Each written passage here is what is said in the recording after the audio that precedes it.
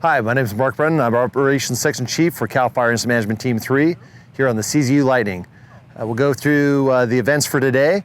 Again, we did a lot of work up in the North Zone in the Buchanan Park area. We're doing some more burnout operations, continuing that so that we can blacken in the line and reduce the fuel loading between the line that we've put in and the fire so that we can get some extinguishment in that area.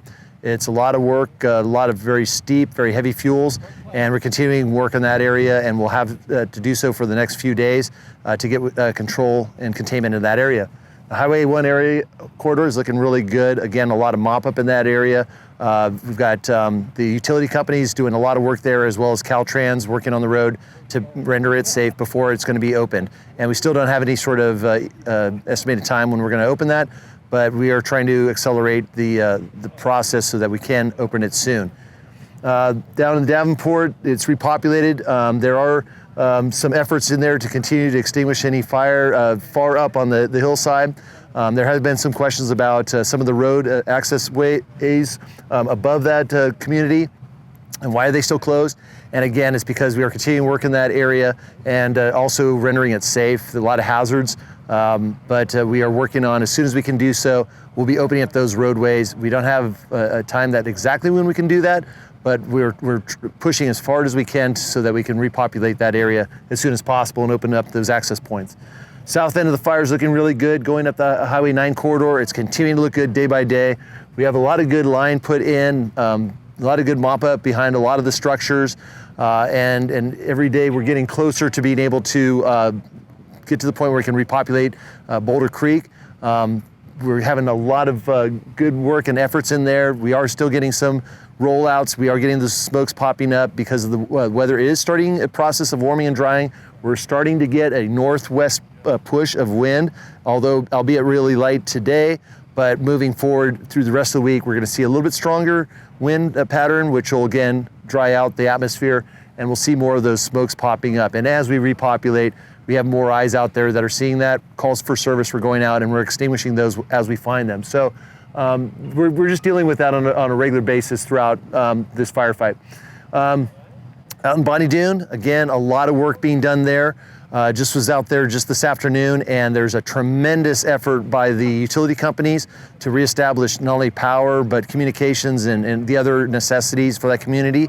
We want that established prior to opening up to moving people in, as well as rendering the area safe from any falling trees, ash pits, and other hazards, so that when a person returns, that it's not only safe, but they can go back into their homes, they have power, they're not in the dark, they have the ability to communicate outside, so that if there was another emergency, that we can either advise them to get out if we have to evacuate, if that were a case, or for them to call for help via 911 for any sort of need for medical emergency or anything of that nature. So that's why we spend the time and keep people out a little bit further until those utilities are established, so that when they do move in, that they're a little less inconvenienced, although they've been inconvenienced for the past couple weeks or so.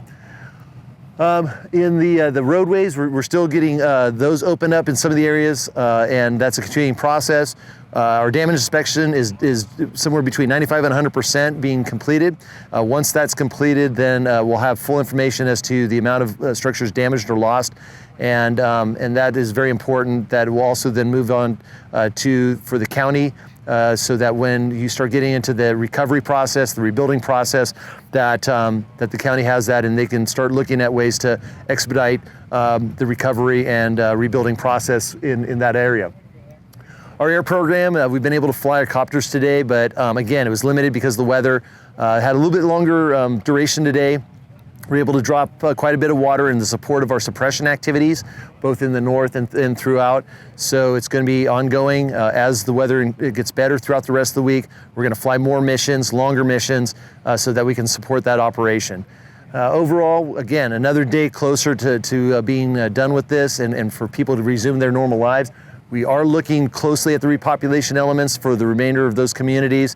We are taking that seriously, but again, we don't want to do so prematurely, and we want to do so in an orderly and efficient fashion. So I would say in the coming days, we're going to see definitely more repopulation and get folks back at home and back to normal. Chief, Beth from next door wants to know, anyone keeping an eye on the hot spots and fuses on Fistulera Ridge around the few houses that remain? Will we have to wait for the whole grid to be up before repopulating? So yeah, we are watching and maintaining, looking for hot spots.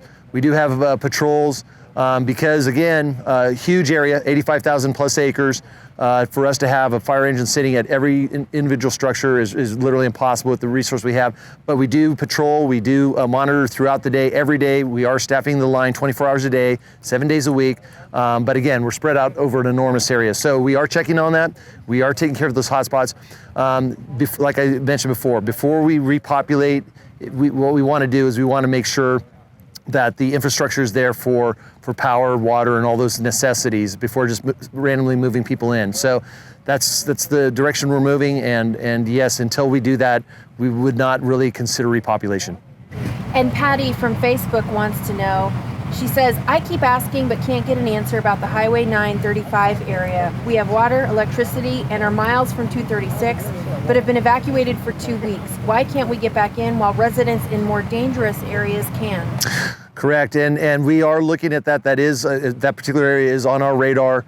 That could be something we'll be seeing in the next couple of days, if not sooner. But one of the issues regarding that is an access point. So by reopening it, repopulating it, it kind of opens Pandora's box, if you will, as far as other access points to the more dangerous parts of the fire. So although you may not be directly impacted, the fact that it is a main access route to some of those more dangerous areas, unfortunately, because of the way we do traffic control points and so forth, we can't always repopulate all those areas. But in that area in particular, that is definitely something close on our radar that we are evaluating. And I would say that in the very few coming days, although it seems like it's been forever and it has been a long time, in 2 weeks, that you'll be seeing repopulation soon. Timothy on Twitter says, I live right across Dearborn Road and was wondering if it is safe to come back, or is Dearborn Loma Mar area still a threat to the creek side of the Pescadero Creek Road? So in Loma Mar, the fire has reached down to our control point, which has been the creek. We've been steadily going in and mopping that up. A lot of suppression operations there, and with that, once we render that safe, and we are getting very close to that point, then we'll repopulate. But until then, and we feel comfortable that we're not going to have any sort of extension of the fire or fire crossing that line, again, steep terrain, heavy fuels, we're not going to really reopen that until then. But we are getting very close to that point right now.